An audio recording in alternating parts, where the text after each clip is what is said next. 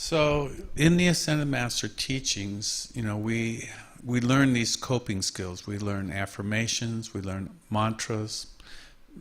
We learn how to work with light, how to dissolve darkness.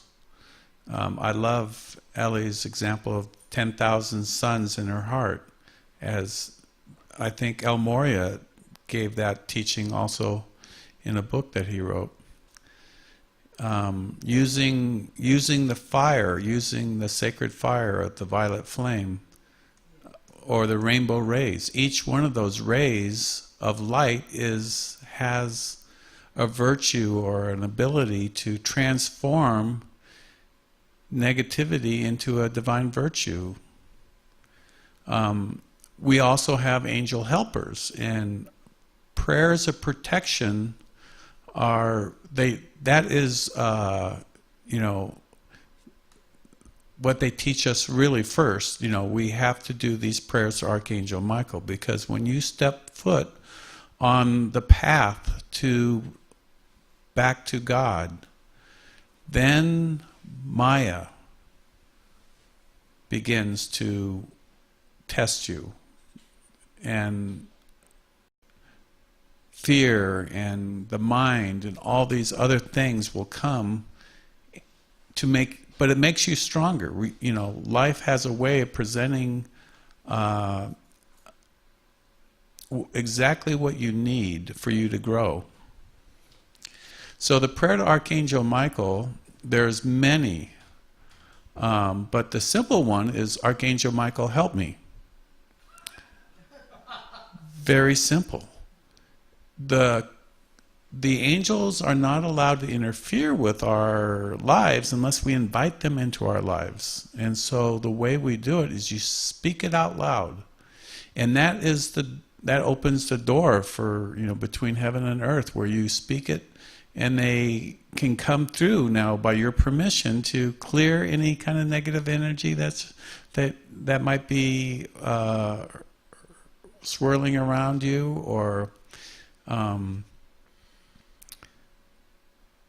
bring you peace.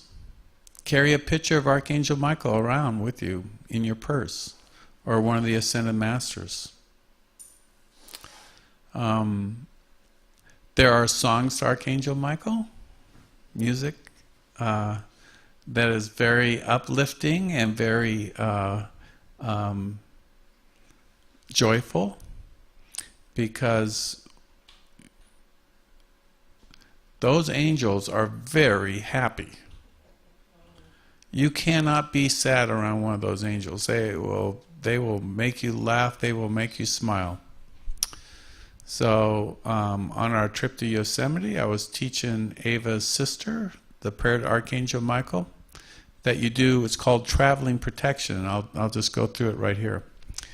It's called Traveling Protection, and you say, Lord Michael before, Lord Michael behind, Lord Michael to the right, Lord Michael to the left, Lord Michael above, Lord Michael below, Lord Michael, wherever I go. I am His love protecting here, I am His love protecting here, I am His love protecting here. And you say that 3 times. And you can see that you're building this bubble of light of protection around you, before, behind, to the right, to the left, above, below. And then I usually make a prayer for everybody driving that day, every car, every automobile, because people have, the unconscious mind, pain bodies that Eckhart Tolle talks about, where they're just angry all the time or whatever, because they're trapped in this mind that is complaining. It's torturing them, and they don't know how to get out of it. The mind is just continually complaining, talking, and you see people, homeless people on the street, yelling at the sky, because they believe that the mind. They believe that they are the mind, and they believe the voice in the head is them. And it's just, it's not. We're not the mind. We're not that. We're above that. That's why silence is the ground, like Daniel said. Stillness is the door that allows us to go out of the mind into our soul consciousness, into our divine consciousness. And there we can look above the clouds and see all is well. All is beautiful. Everything's okay. The mind is a liar. And Jesus said that the devil is a liar.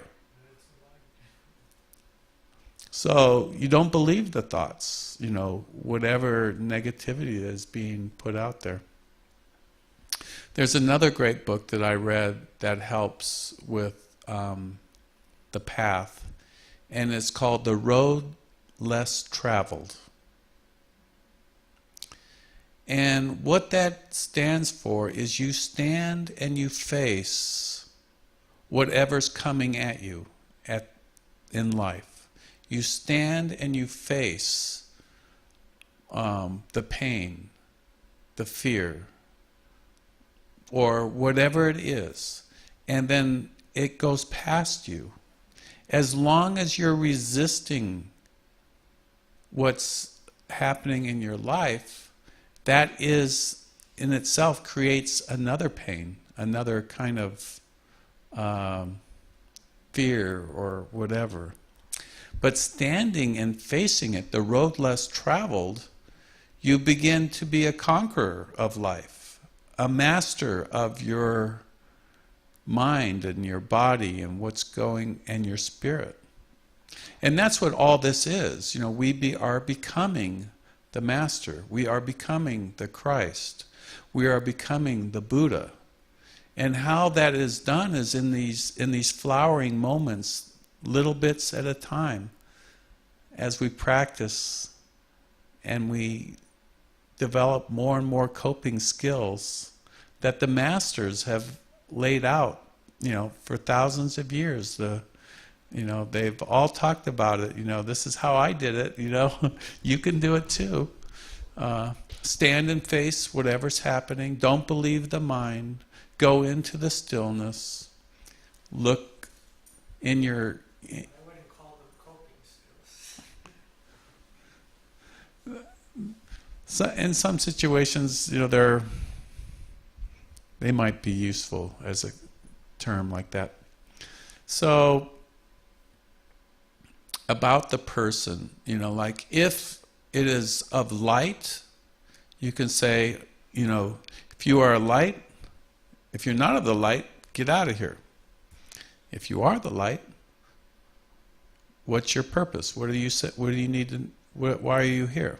What's your purpose? And from there they might take the hood off and smile. Or they'll get out of there. And I've had a dream. I had a dream a long time ago where I was being attacked by devils, for example. And in this dream, I woke up and I realized I am much stronger than these guys. And next thing you know, I knew Kung Fu and karate and everything else, and I was really kicking some butt. And they were all running as fast as they could. And then, without any effort at all, I realized I could say, Archangel Michael, you do it.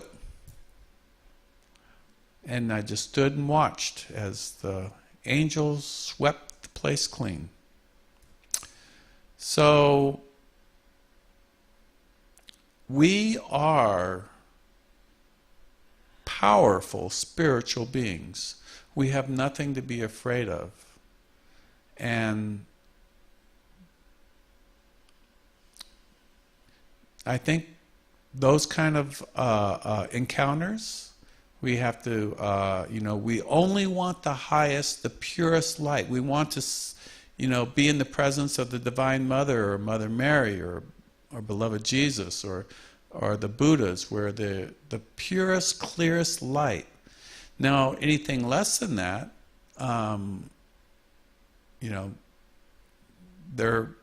they may be in, second grade or third grade, in spiritual evolution. They may have something to say to us, they may have something not, but I always look to the highest and the clearest masters as my, teachers and examples. And I love Archangel Michael. I even paint him, gave him a new robes to wear and stuff to the statue outside. I don't know if you saw him. And little things like that bring you develop your relationship. Helen, you want to develop a relationship with one of your sponsoring masters. A really strong relationship with your guru or whoever your sponsoring master is. And that is going to carry you past all sorts of trials, all sorts of issues, all sorts of, if we're ever in the hospital or whatever, taking our last breath, that is what's going to take you to the highest place. Is that love that you've developed with your relationship. You're building the bridge. You're doing that. And they come, we might put out a little energy, but they come down a lot more to meet us. And so Mother Mary has promised many times that people that do the rosary, she will be there. Archangel Michael, he's made many promises to humanity that he will be there to protect, defend, and he's actually commanded by God to do that. So that's his job. And other angels with other names, like Uriel and Zachiel and Archangel Chamiel. All these angels, they all love to do anything for us if we just ask them. One of the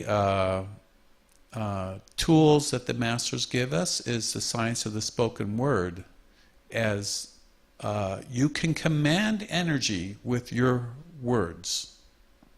You speak reality into existence. You open the doors for the angels to come flying in time and space into this physical world by your word. And in the sacred texts in Bibles, East and West, they all talk about how to use the spoken word. It's a very powerful tool. Say it out loud. Speak it to, the universe. In the Bible it says, command ye me. God says, you can command him. Command ye me. So command energy to move. Speak to the mountain and it will move. There's lots of beautiful passages that are in the Bible and words that Jesus said about speaking your prayers out loud, saying the rosary, doing your mantras out loud. It's beyond any kind of religion, beyond any kind of... nobody owns Mother Mary, nobody owns Jesus, nobody owns Gautama Buddha. You don't have to assign your name to a piece of paper to say that you're... They're all, and they don't... they love us whether, we belong to anything. They're our friends. I hope I covered that. A lot of what you said is true. You use Archangel Michael. I've surrounded myself a lot of times with just a bubble of love. I think love is very strong, and it's maybe an angel, I don't know, I just call it love. It's helped me, and like you said, all is well. I've done that many times, and it's very, very soothing to do that. Richard, you asked, what was your name, Vanessa? Who she said it to. Do you have somebody specific that you say it to, that you were asking that? No, that's my family sent it to Dennis.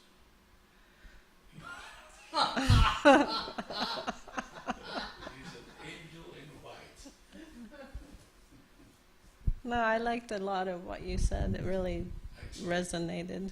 Did you want to talk? You need this.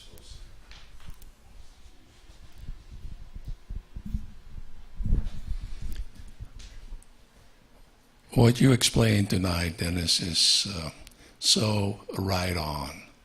Where have you been all this time? You have to do it more often. Okay, you made it very, very clear with the archangels. The only question I have that I would like to have an explanation from you is if you say an angel, well, we use a lot of visualizations, and if you say an angel, do I picture a lady or a man with wings? And how do we do that? Because we use a lot of visualizations in our spiritual development, correct? So could you help me out with that?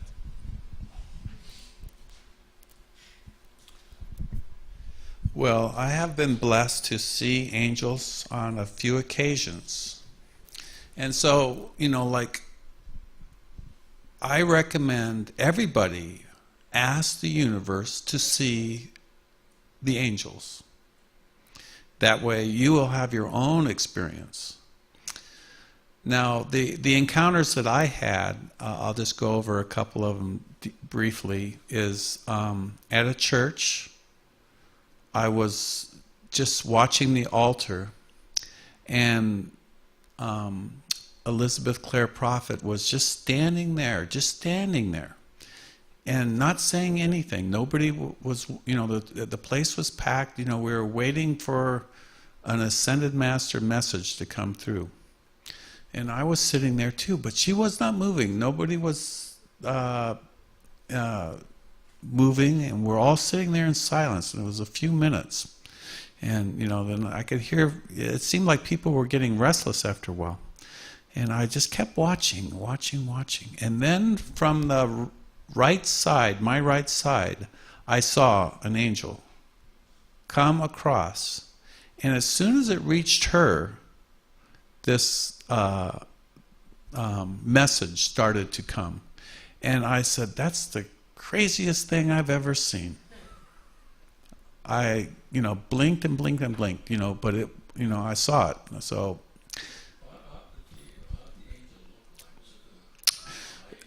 yeah, it was light. It was floating above the ground about 6 or 8 feet. It wasn't very tall. I would say, maybe 5 feet.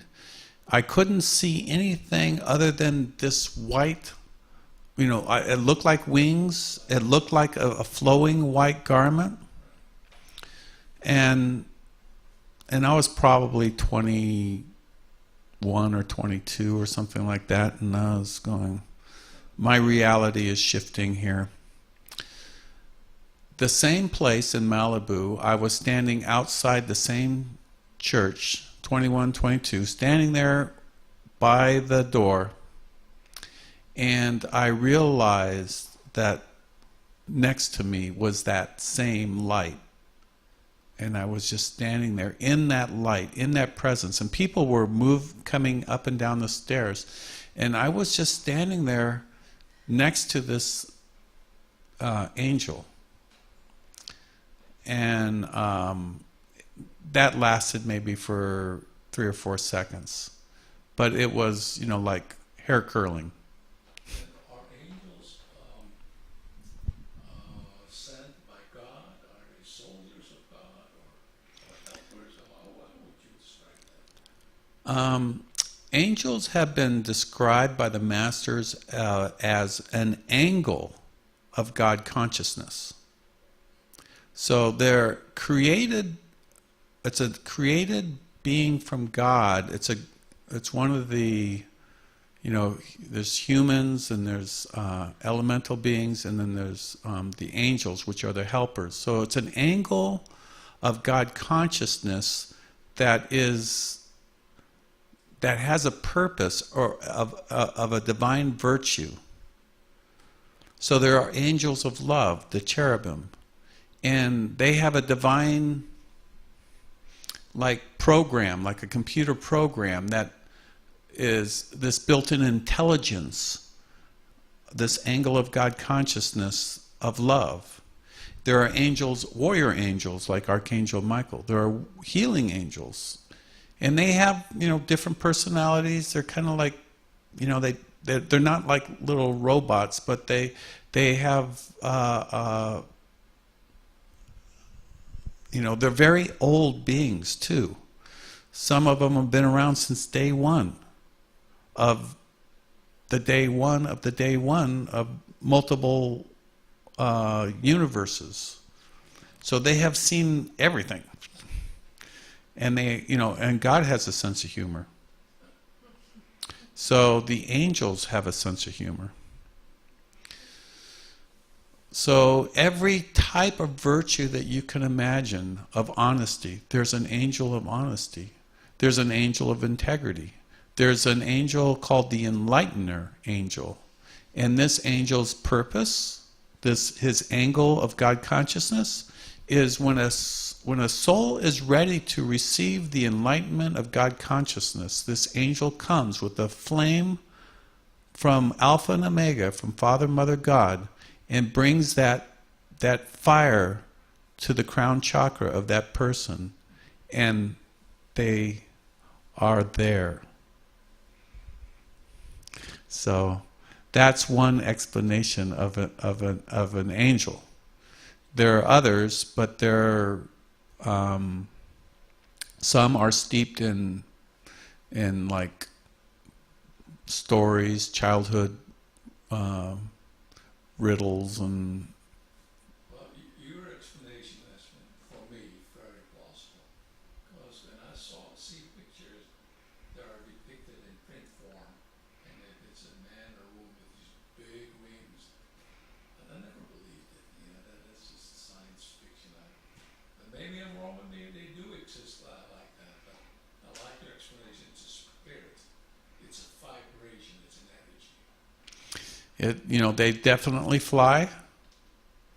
From my own experience, from the times that I've seen them personally, they move. How they use the energy that seems to move from the way they fly appears to be like a wings, I think. And that's why a lot of artists paint that like that. But they use, you know, they have to propel themselves somehow. I had a very vivid dream with an angel one time, which is kind of interesting. I want to share that. I was walking in an alley in Montana, and it was a very clear dream, and I saw 3 angels flying by very quickly, and they were like, you know, like Michelangelo's angels or whatever. They looked very, you know, very much like the angels that you see in paintings.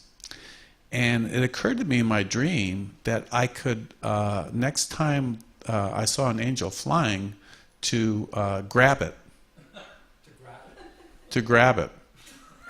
So no sooner than I thought that, than another angel came by, and I grabbed her and was flying with her so fast. And there was a couple of other angels that were with me. So anyways, you know, she was not annoyed or, you know, anything. She was just, you know, we're going here, we're going to do this. And I said, well, okay, you know, and we were moving at a very high rate of speed. What happened was, in the forest, a tree fell. And this was not a normal tree. This tree had a tree deva that was in there that was dying. And the angels were going there to render some assistance there. So as I got off, you can't make up this stuff, you know. But how does the true David die? I'll get to that.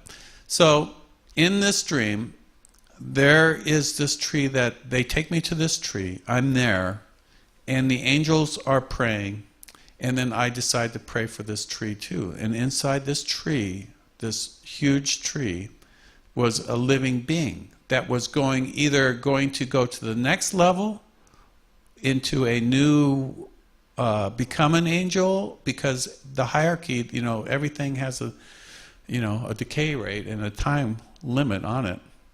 And when it graduates, it goes to another level, or it takes another form. Energy does not die, it just takes another shape. So I decided to pray for this tree deva while I was there, and with the other angels. And I remember that it was a beautiful prayer just sprung out of my heart, out of nowhere. And then there was like a ceremony, and then it was over. It all happened like that. But that was probably one of the clearest memories of, in my dream. I could still see their faces and everything. It looks just like one of those paintings that you would see from Michelangelo, or one of the classic paintings. You were not asleep, you were there. Right? Yeah, I was there. I was there in spirit for sure. And I've been visited by angels in my dreams also. And I recommend everybody, you have to demand it from the universe. I want to see an angel. I want to see Mother Mary. I want to have a visitation. And then, otherwise it's someone else's experience, somebody else's story. But when you have your own, you go, oh wow, that's a whole fun game right there. So when we were hiking in Yosemite, I was hiking with Ava and her sisters and everything, I say, we're looking for angel signs. Who knows what an angel sign is? So nobody knew. So I says, look for a feather, look for a rock, look for something, because the angels are always trying to communicate with us on a daily basis. They're trying to show us, signs of God, proof of God. What they really want us to do is give us the proof of God that we want. We want to have that. And then, then your meditations are going to be, you're going to be excited to go into meditation. Proof of God. It's a beautiful thing.